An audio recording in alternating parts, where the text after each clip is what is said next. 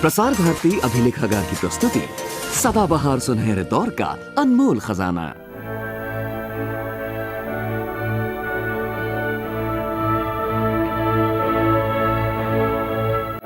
We, the people of India, are bound to the Constitution of India by birth.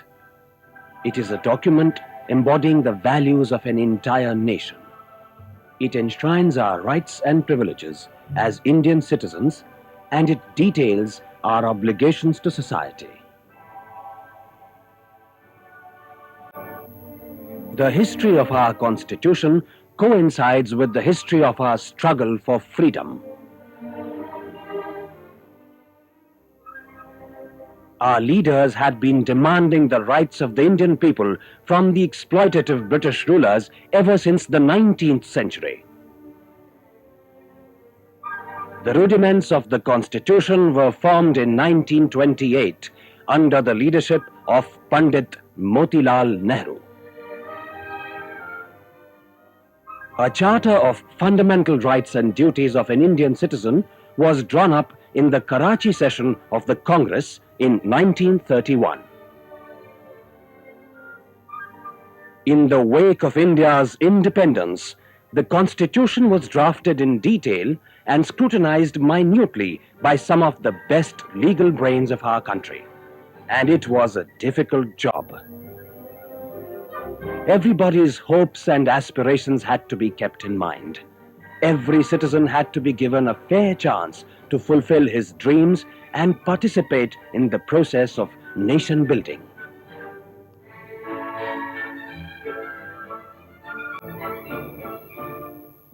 After taking the best from the constitutions of other countries, finally, on November the 26th, 1949, our constitution was passed.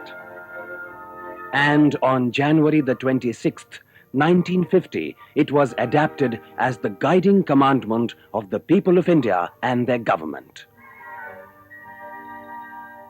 The preamble of our constitution reads, "We, the people of India, having solemnly resolved to constitute India into a sovereign democratic republic and to secure to all its citizens justice, liberty, equality, fraternity.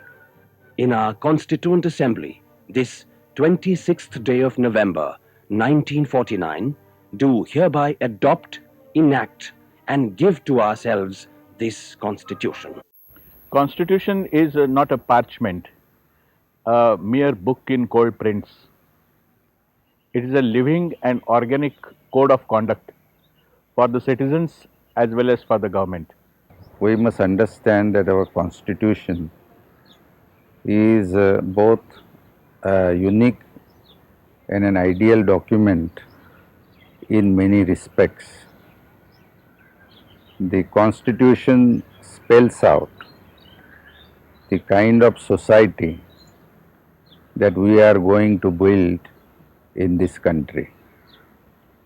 In the preamble itself, it has been stated that we have pledged ourselves to build in this country a socialist, secular and democratic republic, and to ensure to all social, political and economic justice and equality of status and opportunity. Towards this goal, the Constitution has spelt out fundamental rights, which are otherwise known as civil liberties. Part 3 of the Constitution spells out the fundamental rights of an Indian citizen. Right to equality,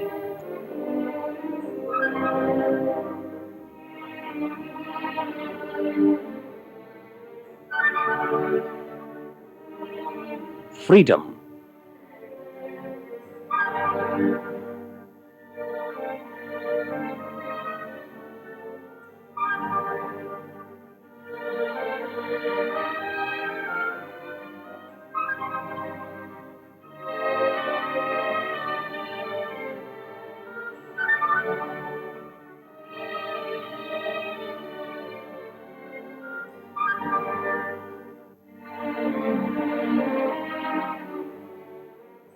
right against exploitation,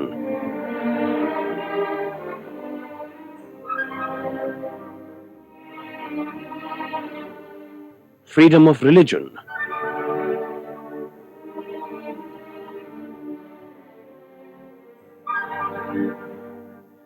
cultural and educational rights,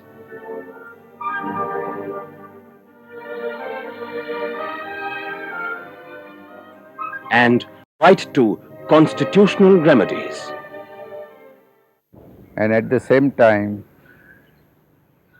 these fundamental rights have also been made enforceable, and the right, or the rather the remedy to enforce these rights is also made fundamental in our Constitution.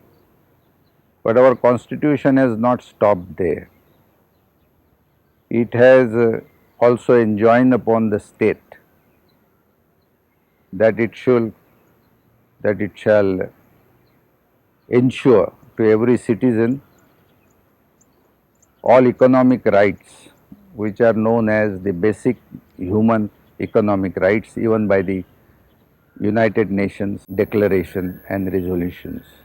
Those rights are to the right to work, the right to adequate remuneration, right to shelter, right to minimum education, right to health, right to disablement, old age and unemployment allowance.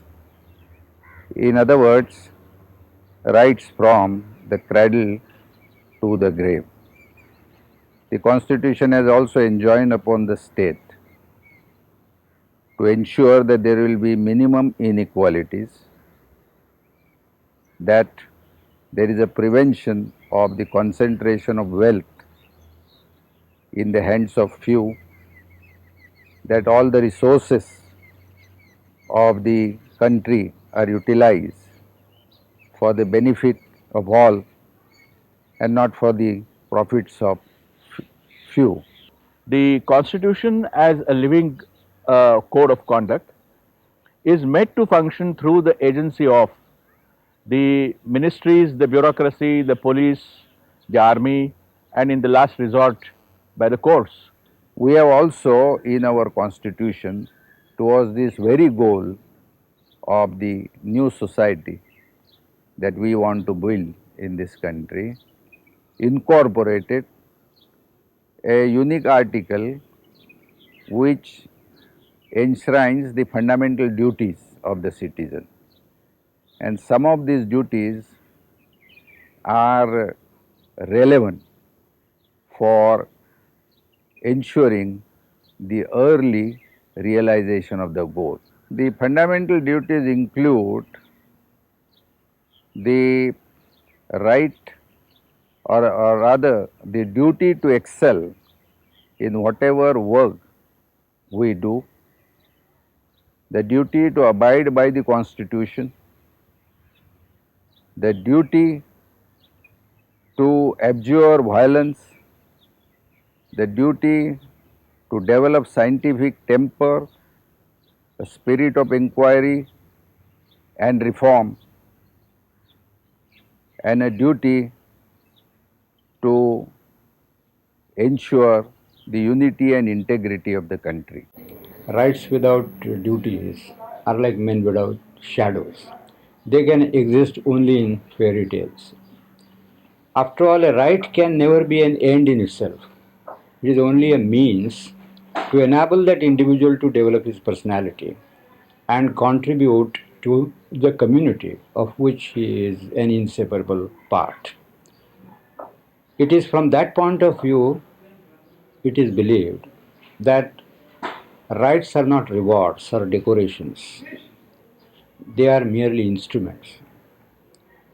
And they cannot be used and exercised properly unless the corresponding duties are also performed.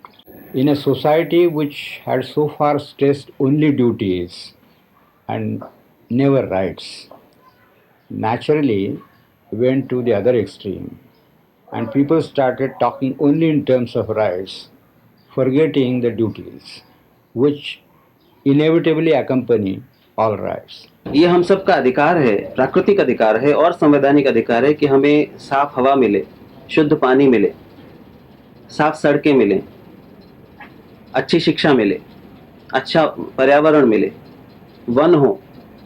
ये सब हमारे जीवन के लिए जरूरी है, अस्तित्व के लिए जरूरी है। लेकिन दुर्भाग्य से बहुत कम शिक्षित नागरिक, जागरूक नागरिक भारत में ऐसे हैं जो इनके लिए सक्रिय होकर कुछ करते हैं।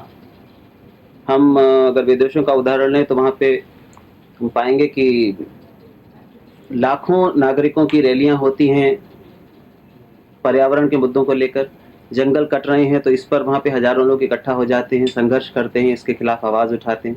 See, considering the level of literacy in India, except in the matter of the election, choosing the representatives of the people, there doesn't appear to be much awareness directly of the constitutional provisions and protections. Even the people who are otherwise knowledgeable make little effort to understand what is there in the Constitution and how it is helpful and useful for the citizens. But in a democratic country, actually, what is required is not mere literacy, but what is described by political thinkers like R.H.S. Crossman as political literacy. Even an illiterate person can take interest in what is happening around him, much more than a so-called educated person who may be totally indifferent to what is happening around him. So it's not mere literacy that ensures the success of democracy. What is more important is political literacy, awareness of common citizens of the political problems faced by their country. Awareness of the rights is there, but mostly in the urban centers and in semi-urban centers, but not in the rural centers there. Rural areas, it is a sarpanch of the Gram Panchayat or the Sabhapati of the Panchayat Tehsil Samiti and the Zilla Parishad chief, wherever it is there. They would be knowing the rights as per the constitution because they go for propagating those rights during the campaigns and all that thing. But I don't think beyond that it is not very much prevalent. Knowledge is not very much prevalent in the deep rural areas.